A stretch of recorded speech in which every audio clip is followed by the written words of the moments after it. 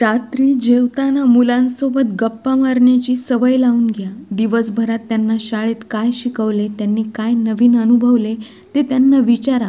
तुमचे दिवसभरातले चांगले अनुभव त्यांच्यासोबत शेअर करा. घरात मुलांसमोर आदळआपट करू नका. त्यांच्या मनस्थितीवर वाईट परिणाम होतो.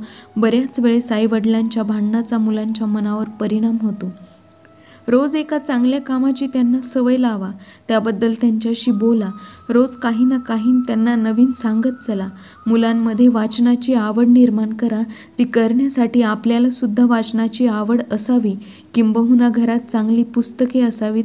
मुलांना भेट देताना मोबाईल किंवा व्हिडिओ गेम्स भेट देण्यापेक्षा एखादं चांगलं पुस्तक भेट द्या. मुलांना सतत घालून पाडून बोलू नका. मुलं तुम्हाला अवॉइड करायला सुरुवात करतील. तुमच्या सततच्या अशा बोलण्याने मुलांच्या मनात न्यूनगंड निर्माण होऊन त्यांचा आत्मविश्वास कमी होतो. मुलांनी काहीही चूक केली असेल तर त्यांचं म्हणणं पूर्णपणे ऐकून घ्या. चुकीला माफ करा, पण त्याला त्या चुकीचे परिणाम समजावून सांगा, जेणेकरून भविष्यात ती चूक पुन्हा ते करणार नाहीत. मुलांना आईचा जास्तीत जास्त वेळ मिळतोच, पण मुलांना त्यांच्या वडिलांचा सहवास मिळायलाच हवा. मोठेपणी त्यांना लहानपणीचेच वडील आठवणार आहेत. फक्त पैसे कमवणारे वडील त्यांच्या आठवणीत राहणार नाही याची काळजी घ्या. म्हणून जास्तीत जास्त वेळ आपल्या मुलांना देण्याचा प्रयत्न करा. आई वडिलांनी मुलांसमोर बोलताना एकमेकांबद्दल कायम आदराने आणि प्रेमाने बोलावे. मुलांसमोर कुठलीही अर्वाच्य भाषा, शिवीगाळ, भांडणे, कुठलेही चुकीचे शब्दोच्चार करू नयेत.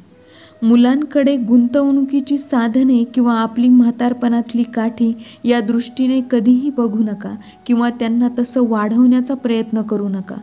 मुलांसमोर कधीच कुठलेही व्यसन करू नका. तुमचं बघून मुलेही तेच करण्याचा प्रयत्न करतात.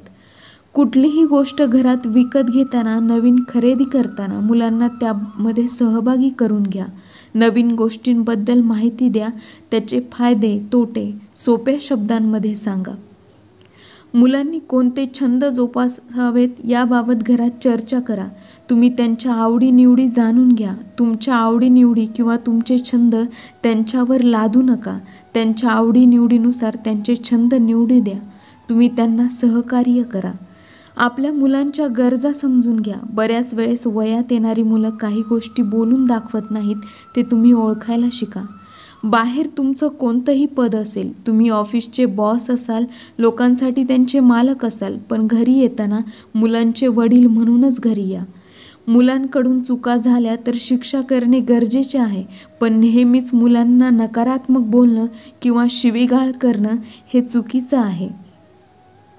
आपण कायमच मुलांना धोक्यापासून वाचवण्याचा प्रयत्न करतो. छोट्या छोट्या गोष्टींमध्ये देखील सायकल चालवताना पडू नये किंवा झाडावर चढताना पडू नये म्हणून आपण त्यांना खूप जास्त जपत असतो. पण असे छोटे छोटे धोके त्यांना स्वतःला पत्करू द्या. 1-2 वेळेस पडल्यानंतर स्वतः उठून ते पुन्हा चालायला लागतील आणि काही होण्याची, पडण्याची भीती त्यांच्या मनातून कायमची दूर होईल. शिक्षा म्हणून मुलांना मारल्याने त्याचे कुठलेच चांगले परिणाम तुम्हाला मिळणार नाहीत. उलट मुलं खोटं बोलायला लागतील. तुमच्या भीतीपोटी म्हणून मुलांना शिक्षा करताना काही वेगळ्या गोष्टीचा अवलंब करा, ज्या शिक्षेमधून मुलं शिकतील आणि त्यांच्या वागण्यात नकारात्मकता देखील येणार नाही. तू जर असं केलं नाहीस, तू जर तसं केलं नाहीस तर मी तुला सोडून जाईल, एकट्याला ठेवेल, असल्या धमक्या मुलांना देऊ नका. कालांतराने अशा धमक्यांचा मुलांवर काही परिणाम होत नाही. मुलांच्या चुकीच्या वर्तनाबद्दल त्यांना माफी मागायला शिकवा आणि त्यांच्या चांगल्या कामाचं तुम्ही देखील कौतुक करायला शिका.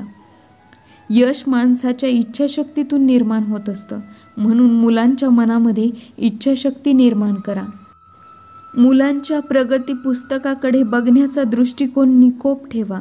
प्रत्येक वेळेस ते बघितल्यावर शेरेबाजी किंवा मुलांना नकारात्मकता देऊ नका. समाजात आपल्या आजूबाजूला तरुण मुलांच्या किंवा शाळेतील मुलांच्या होणाऱ्या आत्महत्या, त्यांची कारणे या सगळ्यांबद्दल मुलांसोबत चर्चा करा आणि ते असं कुठलंच टोकाचं पाऊल उचलणार नाहीत असे संस्कार आणि असे विचार त्यांच्या मनावर कोरा. अपयश कसं पचवायचं हे त्यांना अगोदर शिकवा. जगात अशी कुठलीच समस्या नाही जी सोडवल्या जाऊ शकत नाही हे त्यांना समजावून सांगा. मुलांच्या वडिलांनी बाहेर झालेल्या गोष्टी किंवा त्यांना नोकरीत, बिझनेसमध्ये झालेला नफा, तोटा, लोकांचे अनुभव हे सगळे मुलांसोबत शेअर करा.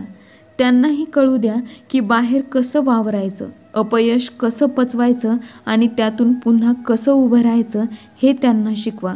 त्यासाठी मुलांसोबत वेळ घालवा. आयुष्यात चांगले गुरु भेटले की आयुष्य बदलून जातं.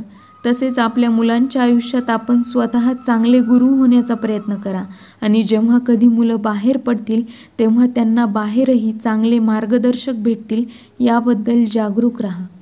आपण आपल्या मुलांसाठी सक्सेसफुल बिझनेसमॅन किंवा आर्थिकदृष्ट्या सक्सेस असलेले आईवडील म्हणून न बघता मुलांना सगळ्याच दृष्टीने आपण त्यांचे आदर्श आईवडील वाटायला हवेत म्हणून प्रयत्न करा. व्हिडिओ आवडला असेल तर लाईक, शेअर करायला विसरू नका आणि चॅनलला सबस्क्राईब करायला विसरू नका. पुन्हा भेटूया नवीन एका व्हिडिओमध्ये.